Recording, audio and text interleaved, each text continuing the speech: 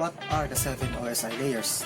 But before we start, let us define what is OSI model. So let's start.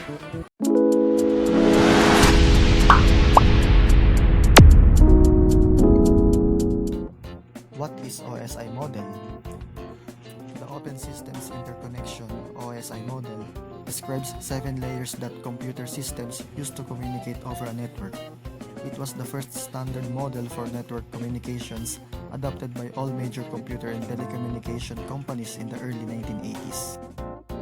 So meaning to say, ang OSI model ay related sa isang network at software at ito rin ay isang framework na kung saan nagde-describe ito ng function sa isang network patungo sa isang software.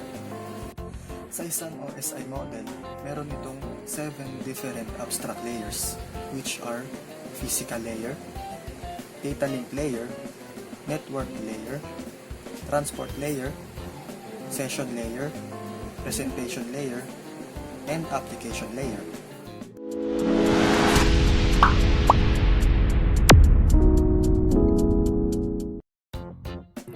Physical layer is the lowest layer of the OSI reference model.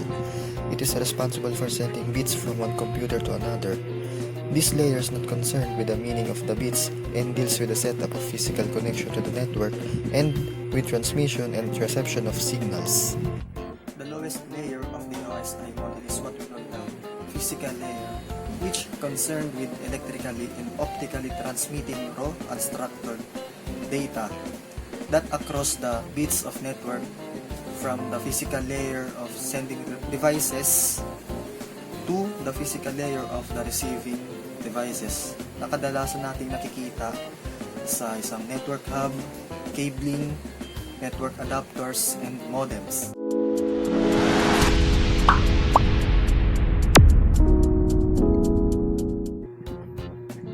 Data link layer performs the most reliable node-to-node delivery of data. It forms frames from the packets that are received from network layer and gives it to the physical layer.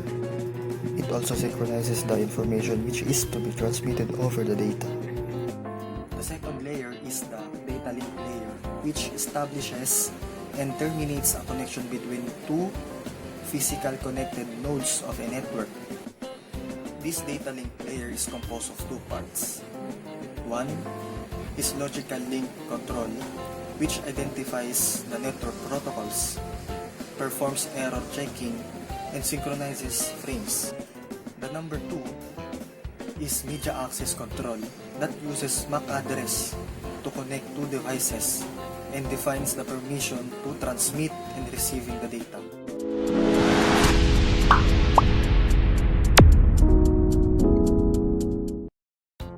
The network layer translates the logical addresses into physical addresses.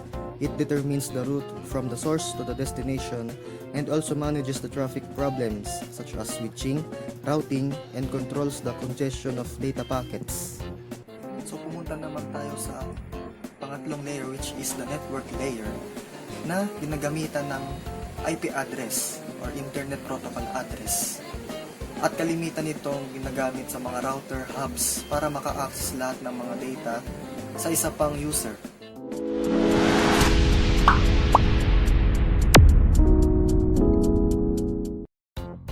The transport layer provides a logical communication between application processes running on different hosts. Although the application processes on different hosts are not physically connected, application processes use the logical communication provided by the transport layer to send the message to each other.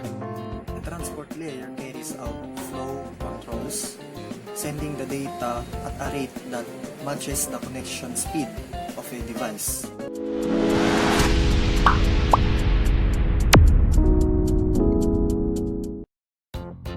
The session layer builds a transmission bridge to provide more efficient long-term transport, as well as a way to better organize simultaneous communication of multiple network applications.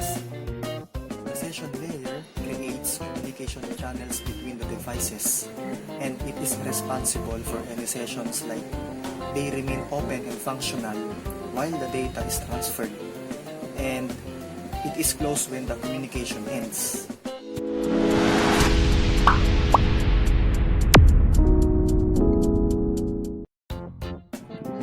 representation layer is responsible for the delivery and formatting of information to the application layer for further processing or display. It relieves the application layer of concern regarding syntactical differences in data representation within the end-user systems. The presentation layer refers the preparedness of the application layer, and it defines how the devices encode, encrypt, and compress data so that it is received correctly on the other end.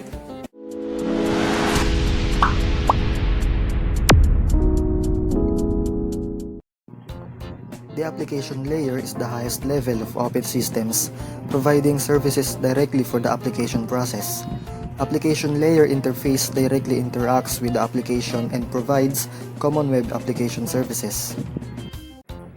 At dumako naman tayo sa pinaka-last na layer, which is the application layer, na kung saan kapwa ang end user at application ay direktang nakikipag-ugnayan sa isang application ng software. Isa sa mga halimbawa ng application layer ay ang HTTP or Hypertext Transfer Protocol.